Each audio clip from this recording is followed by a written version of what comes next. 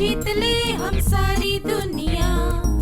बीच हमें आज बोने दो, रोज उसे थोड़ा बढ़ने दो। छू लेंगे आकाश हम, मन के विचार हकीकत बने। सिद्धि फल से आनंद देंगे, कोशिश कर बढ़े, सोच बुलंद करे।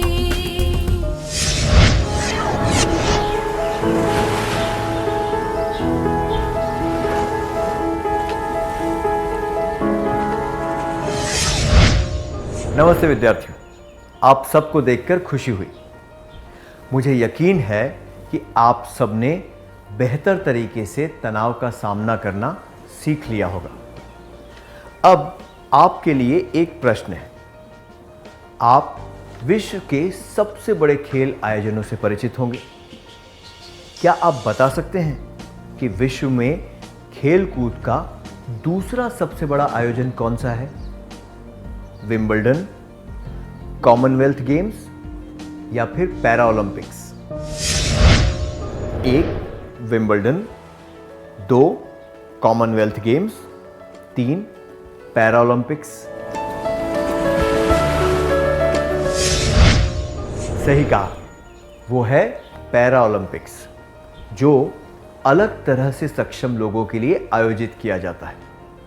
इसमें भाग लेने वाले हजारों प्रतियोगी दुर्घटना, बीमारी या जन्म से ही किसी न किसी तरह से असमर्थ होते हैं। बहुत ज़्यादा तनाव और आघात सहने के बाद भी वे उससे उभर कर इन खेलों में भाग लेते हैं।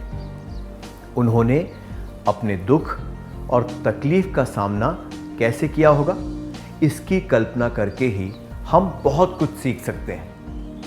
पैरा ओलंपिक खेलों में भाग लेने वाले खिलाड़ियों से हम क्या सीख सकते हैं?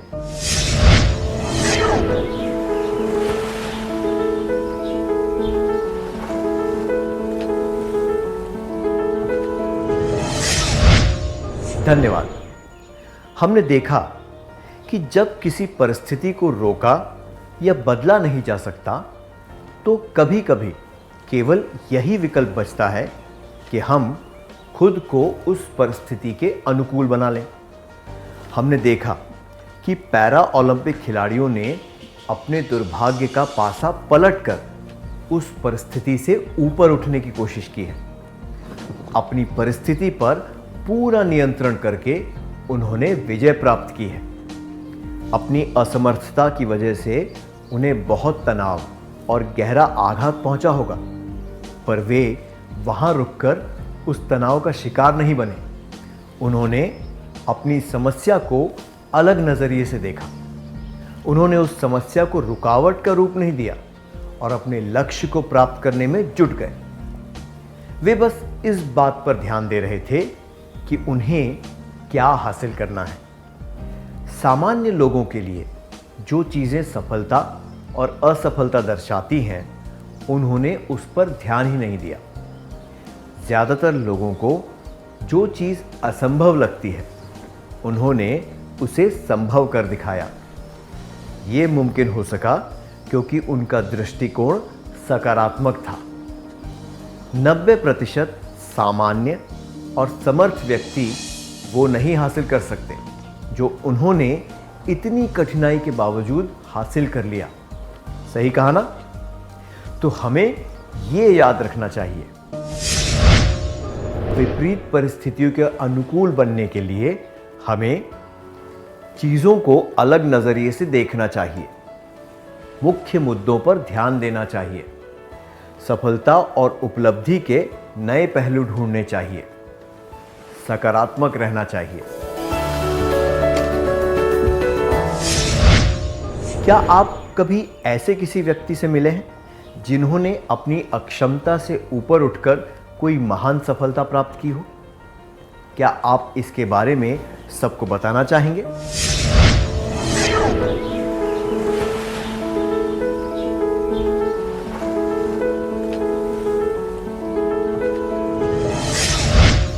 धन्यवाद। कुछ परिस्थितियां हमारे नियंत्रण के बाहर होती हैं। अब हम सीखेंगे कि ऐसी परिस्थितियों का सामना कैसे किया जा सकता है। आइए एक उदाहरण के द्वारा ये जानने की कोशिश करते हैं। 10वीं की परीक्षा के बाद सविता को अपनी पसंद के विषय नहीं मिले। उसे तनाव हो रहा था कि वो उन विषयों को कैसे पढ़ेगी जिन्हें वो नापसंद करती है। उसकी सहेली ने उसका व्यवहार देखा और उससे बात करने का निर्णय लिया। आपको क्या लगता है, उसने सविता से क्या कहा होगा? कि वो पढ़ाई छोड़ दे, जो पढ़ रही है उसमें उत्तीर्ण होकर दिखाए, या फिर अपनी पसंद के विषय मिलने का इंतजार करे? पढ़ाई करना छोड़ दे, जो पढ़ रही है उसमें उत्तीर्ण होकर दिखाए, अपनी पसंद के विषय मिलने का इंतजार करे।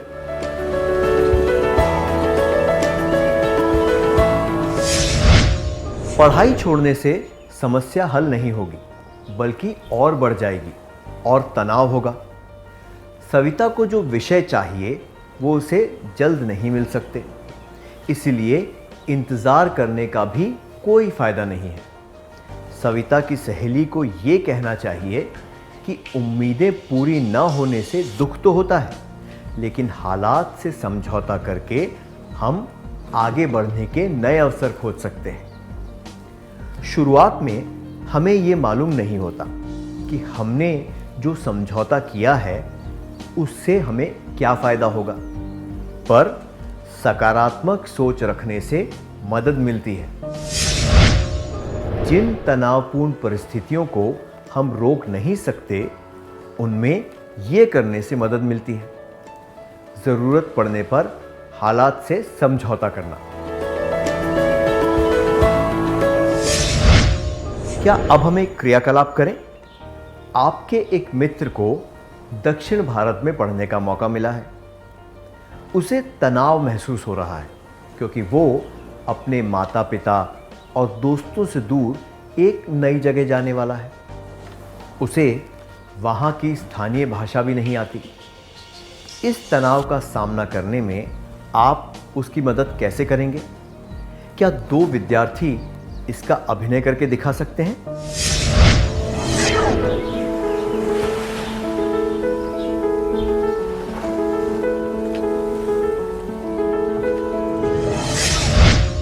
धन्यवाद।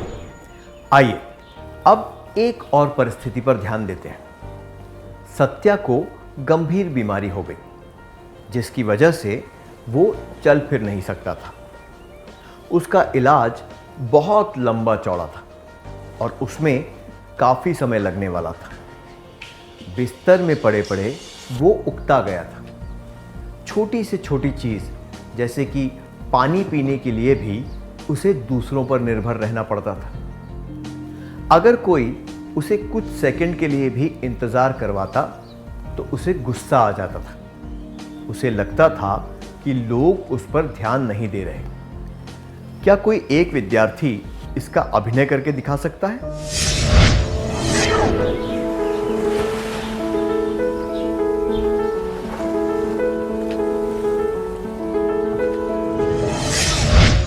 हमने देखा कि सत्या अपनी असहाय होने की परिस्थिति का सामना नहीं कर पा रहा है। यह समझा जा सकता है कि वो दूसरों पर निर्भर है और इस बात से कोई भी व्यक्ति परेशान हो जाएगा। लेकिन गुस्सा करके झुंझलाने से परिस्थिति सुधरने वाली नहीं है। उसे अपनी भावनाओं पर काबू रखना सीखना होगा और अपनी भावनाओं को उचित तरीके से व्यक्त करना होगा। ऐसी कठिन परिस्थितियों में अपने रिश्तों को और मजबूत करना महत्वपूर्ण हो जाता है। इसलिए जिन तनावपूर्ण परिस्थितियों को हम रोक नहीं सकते, उनमें ये करने से मदद मिलती है। जरूरत पड़ने पर हालात से समझौता करना, भावनाओं को उचित तरीके से व्यक्त करना। चलिए अगली परिस्थिति के बारे में जानते हैं। रमन और रजत बहुत अच्छे मित्र हैं। वे स्कूल में और स्कूल के बाहर काफ़ी समय एक साथ बिताते हैं। एक बार उन दोनों के बीच जरा सी अनबन हो गई। तब से ही उन्होंने एक दूसरे से बात करना बंद कर दिया। रमन और रजत दोनों के लिए यह तनावपूर्ण था। वे दोनों पछता रहे थे। इससे उनकी दिनचर्या और खाने पीने की आदतें बिगड़ गईं। दूसरों के साथ भी उनके रिश्ते बिगड़ने लगे। उन्हें क्या करना चाहिए? एक दूसरे से दूर रहना चाहिए, एक दूसरे के साथ झगड़ना चाहिए, या दिल खोलकर बात करनी चाहिए?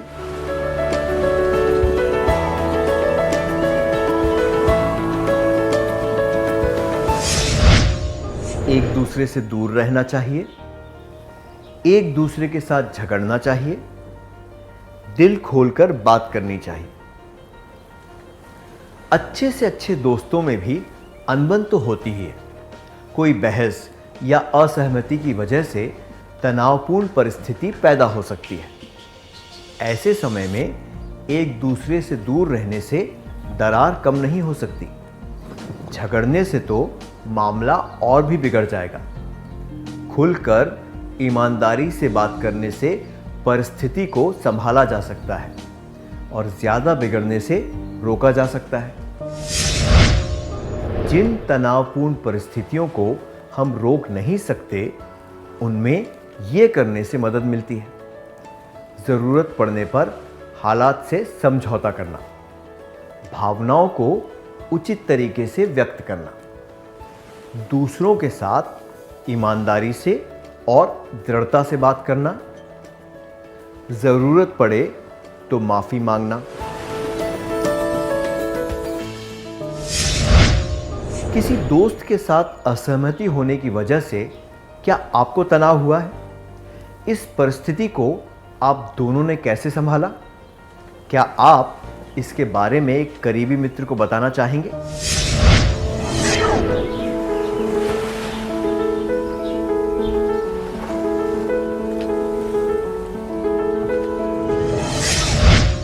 अपने अनुभव के बारे में बताने के लिए धन्यवाद। आइए एक और परिस्थिति पर ध्यान देते हैं। मदन का परिवार और उसके दोस्तों के परिवार साथ में पिकनिक मनाने गए। जिस बस से वे जा रहे थे वो दुर्घटनाग्रस्त हो गई। कुछ लोगों की मृत्यु हो गई। उसके एक दोस्त की टांग कट गई। कई लोग गंभीर रूप से घायल हो गए। मदन को कई फ्रैक्चर हुए, जिसकी वजह से उसने कई हफ्तों के लिए बिस्तर पकड़ लिया। मदन एक खिलाड़ी था और उसे इस परिस्थिति का सामना करने में बहुत परेशानी हुई। उसे लगा कि अब वो कभी खेल कूद में हिस्सा नहीं ले पाएगा। उसमें तनाव के लक्षण दिखने लगे। उसे क्या करना चाहिए? कृपया जोड़े बनाकर इस बारे में चर्चा करें और अपने विचार बताएं।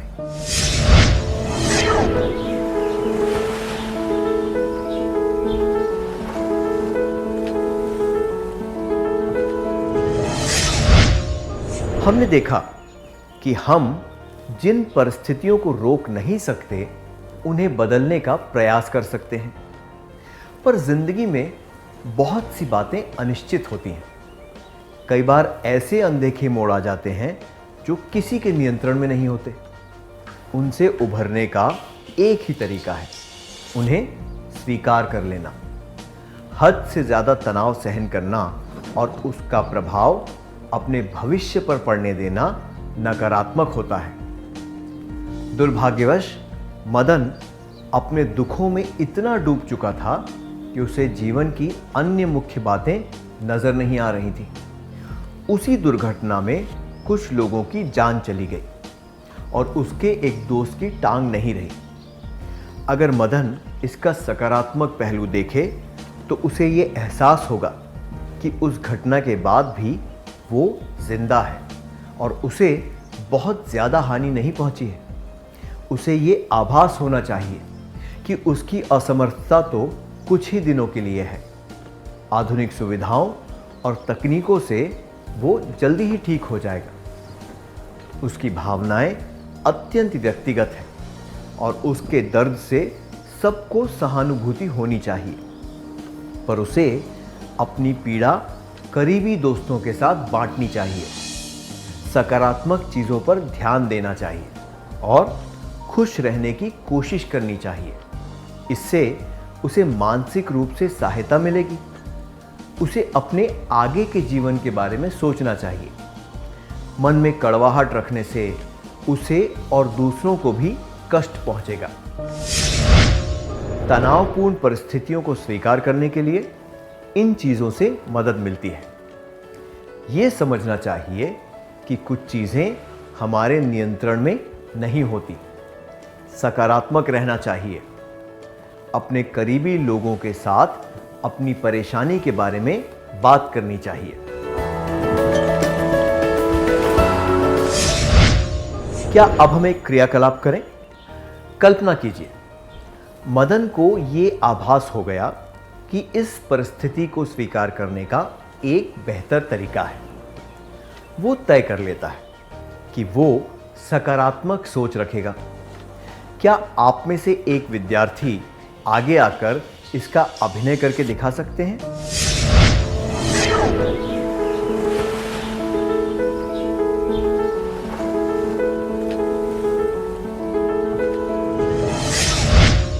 धन्यवाद, बढ़िया अभिनय था। जब कोई व्यक्ति एक के बाद एक दुर्भाग्यशाली घटनाओं को झेल लेता है तो उसकी आत्मा चमकने लगती है। इस वजह से नहीं कि उसे दर्द महसूस नहीं होता, पर इसलिए कि वो व्यक्ति साहसी प्रकृति का होता है।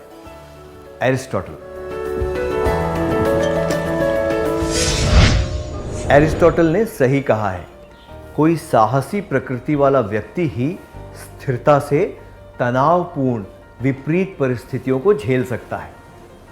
ऐसा नहीं है कि उसे तनाव महसूस नहीं होता, पर वो जानता है कि उस तनाव को कैसे झेलना है और उससे कैसे उभरना है। क्या अब हम आज सीखी हुई बातों का सार संक्षेप कर लें?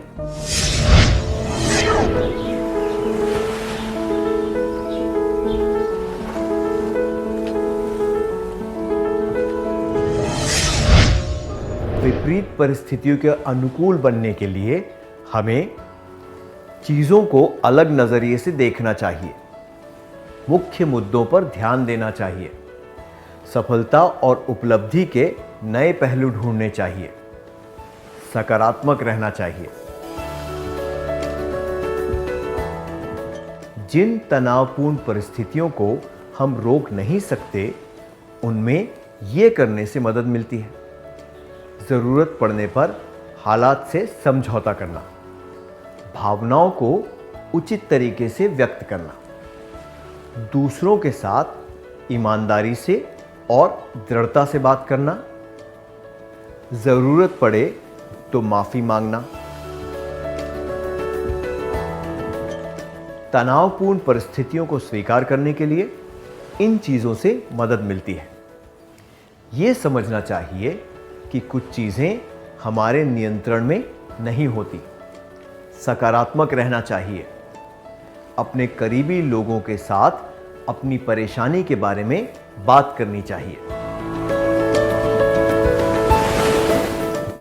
इतनी अच्छी तरह सार संक्षेप करने के लिए धन्यवाद।